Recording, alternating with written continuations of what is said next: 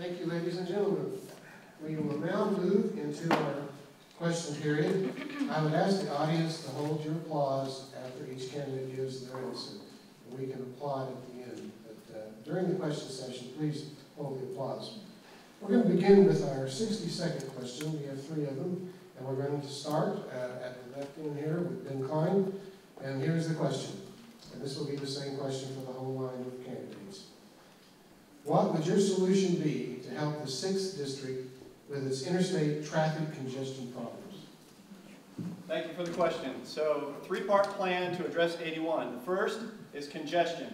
The first is enforcement of the current laws on the books. We need more troopers on the interstate to enforce our speed laws. If we have more troopers, we'll have a safer highway.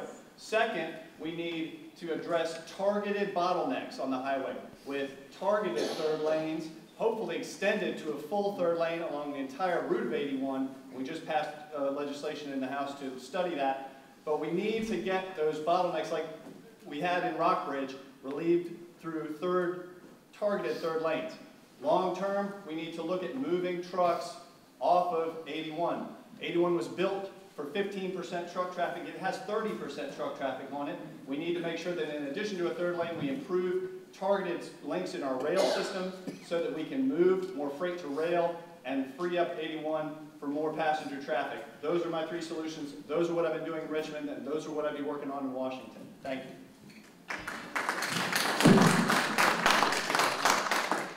Y'all hear me okay? I'm not going to give the microphone a shot. Does anyone here live in Augusta County? Anybody? Am I the only one in Augusta County? I'm the only one in Augusta County. It's beautiful. Y'all should give it a try. One of the worst bottlenecks in 81, on 81. So everybody lives in Augusta County, or anyone that has to go south through there knows this more than anybody. So I agree wholeheartedly. I think, one, we do need to extend I-81. So let's take some of that infrastructure momentum that's being built by the Trump administration and bring it to the 6th District and expand I-81 and create some jobs in doing so. I like Ben's point on the rail as well. I think anybody that drives on 81 knows that when you get stuck behind 2 trucks going 60 miles an hour, everybody gets jammed up behind you, and you get people going like crazy trying to get around them. It's dangerous, and it's not efficient. So if there was a better way to move that freight down I-81, trains by a 3rd lane, I think that would make everything a little bit better. Thank you. So we have a bigger problem than we have these individual problems with interstate traffic and all of that, and that's the expansive debt that's about to implode. And it's because we keep throwing money at areas beyond what the purview is. And the reality is we have congressmen sitting up there, and they think that they are these arbitrary kings that can make any rules for anything that they think is good. If I asked anybody up here the enabling power for dealing with this money, there's only 2 places within the Constitution that even arguably could be utilized for this. Post roads, which that's not what we're talking about in 81, or the Commerce Clause, which if you read Joseph's story on the commentaries on the Constitution, it was not supposed to be expanded to this. So my goal is to actually go up there and do what we're supposed to do within the confines of the Constitution, shrink government, and give back control to the states and the people to expand your liberty.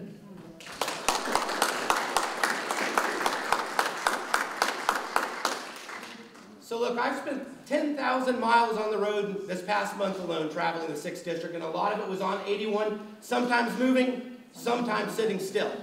And the fact of the matter is, look, for years ago when I worked for Congressman Goodlatte and George Allen, they often talked about the need for high-speed rail. It's been talked about and talked about and talked about to get the trucks off the road. We have those options. You look at the northern part of the 6th District in Warren County, we have a wonderful inland port. And it's not boats, folks. A lot of times the port throws people off. But there's an opportunity to build another port, inland port here in the southern part of the district, which will get more of those trucks off the road, which will create more jobs. There's wonderful opportunities there. And from we're hearing $10 million per mile to widen Interstate 81 in each direction. That's a lot of money. But if we get rid of some of these entitlement programs, we can free up that money. In Virginia, the 6th District will be better. Thank you.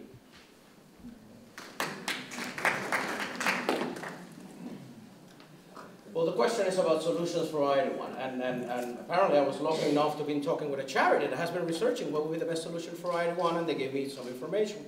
Among them was extending the entryways and exitways for the freeway adding, as Mr. Klein said, apparently we're talking about the same charity, adding a third lane in some sectors that the traffic is bigger. And for that, as Klein said, we're going to need money. As everybody else said, and will say, we're going to need money. So if they throw a little money at us and pay half of it the federal government, I'm sure the state will be able to fund it now, instead of waiting 14 years, studying the incident and not repairing it at all. So if we take the money out from what we give to foreign countries like El Salvador, 60 million, that will cover the repairs or the expansions that we have in plan. So at least I have an idea of where to get the money. So I hope you vote for me. Thank you.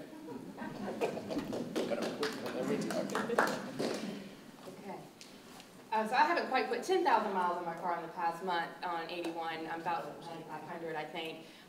But multiple oil changes later off of 81. 81 is horrendous. I love the 6th District of Virginia, but I absolutely despise having to come see you guys by traveling on 81. It's a nightmare. So I get that, and we've been talking about this for decades. So 81's been an issue for as long as I can remember. So I'm not sure that any of us, I mean, all the ideas that have been brought forth so far are great, but I'm not sure if that's going to, it's almost kind of like, what are we waiting for? Like, why hasn't this not been addressed sooner? I do definitely agree with adding the third lane in some of these bottleneck areas, especially kind of outside the district, right where they did pass Blacksburg. I know especially that helped tremendously with the congestion there. I do also think this is a major state issue that needs to be addressed as well. We need to have our local governments addressing this, as well as the state legislature, and would definitely, I mean, from the federal government side, would like to support some of that, but I feel like this would be better suited coming from more of the state and local levels for 81, excuse me. Thank you. Is this working now? No. Okay. Briefly, I'm fortunate enough in my practice, I have two fellows that have their own excavation businesses, and they build things like roads and clover leaves. They've told me that since 2008 and the contraction, that we don't have the excavators to do the job. It's going to take a while to reconstitute that business. The time to study this is gone.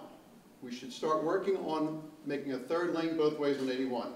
And why are the trucks on 81? Because they don't like to drive on I-95. And if you had the pleasure of driving on I-95, you know we need to make improvements there. Also, this could kind of fold in very nicely with trade training for young men and women who need a job, who don't have the skills to operate heavy equipment or other things in the construction trade. There's another thing that came up about a study to put bigger trucks on I-81. That was coming through. I saw that in the newspaper for Richmond. I think it's a horrible idea until we fix the roads. We're going to put bigger, more dangerous trucks on the roads. I think it's a bad idea. Thank you. Ooh, it's quiet. All right, we're going to move on to the second of the 67 questions. And this question will begin with Mike Bishdon starting the question. And the question is this. From your perspective, what is the role of government? Mike Desjardins. So in 60 seconds, I will unpack for you the entire existence of the United States of America. Or die trying. We all believe in limited government. We're all Republicans, right? We've got the talking point. So what does that actually mean? We believe in a federalist system, not a nationalist system. Those words matter. The federal government needs to keep us safe, regulate currency, and the things that happen across the entire country, and that is it. Everything else goes to the states. And the federal government's job is to understand that and respect that and let the states do what they should do, which is innovate. We've got 50 incubators across the country. I come from business. Business thrives on competition. Business thrives on diversity, and so does the United States. We're great because we've got 50 states that can implement their own solutions for their own problems. And gosh, if they've got a good one, the other states can take those up. So the federal government's job is to keep us safe, to make sure that we've got a common currency so we can trade, and then get the heck out of the way and let the states create this country the way that we ought to expect it to be. Thank you. Plain and simple. We hold these truths to be self-evident, that all men are created equal and endowed by their Creator with certain unalienable rights, that among these are life, liberty, and the pursuit of happiness, and that to secure these rights, governments are instituted among men, deriving their just authority from the consent of the governed.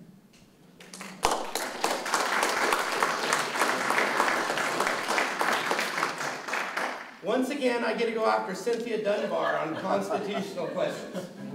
So, role of government. Folks, we constantly see problems with our government. We're all here because we believe that there are issues with the federal system. Nobody disagrees with that. But I also want to remind you, everybody's trying to get here because this is still the greatest nation in the world. What the government needs to be doing more of is becoming more efficient. Getting out of the business of doing the things they shouldn't be doing. And I'm going to throw in just a quick example. Making government more accessible by things like my 20-year-old just had to do her taxes for the first time, and the easy form, folks, has 46 pages of directions. There's nothing easy about that. So the government should be helping us do business with them better as well.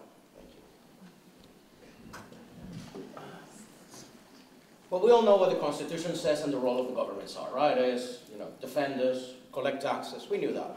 We need to do something more that is within those perimeters, and that would be not obstructing business and helping business flourish, right? That would be a good idea. Helping us defend not only externally, but internally. Helping us fund our law enforcement better, so our law enforcement is not operating with 5 cops in just a whole state or a whole county, which is a terrible idea, and is what is happening now in most of the counties, from Roanoke all the way to Shenandoah. So we also needed the government to keep out of our business. If we want to drink unpasteurized milk, let us do it. Stop meddling with us. Stop creating rules that intervene with our personal life. We want to have sugary drinks. Let me have my sugary drink. Worry about something else. I'm sure there's a bomb in Kuwait or Iraq or somewhere you have to find. Do that. Don't bother me on my sugar. That's my point. The government should limit to things that benefit the people, not that benefit the government in creating rules.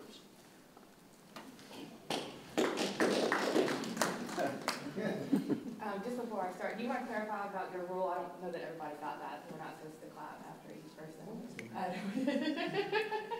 We've been talking about that over here. I know it's a difficult thing to do, but please hold your applause.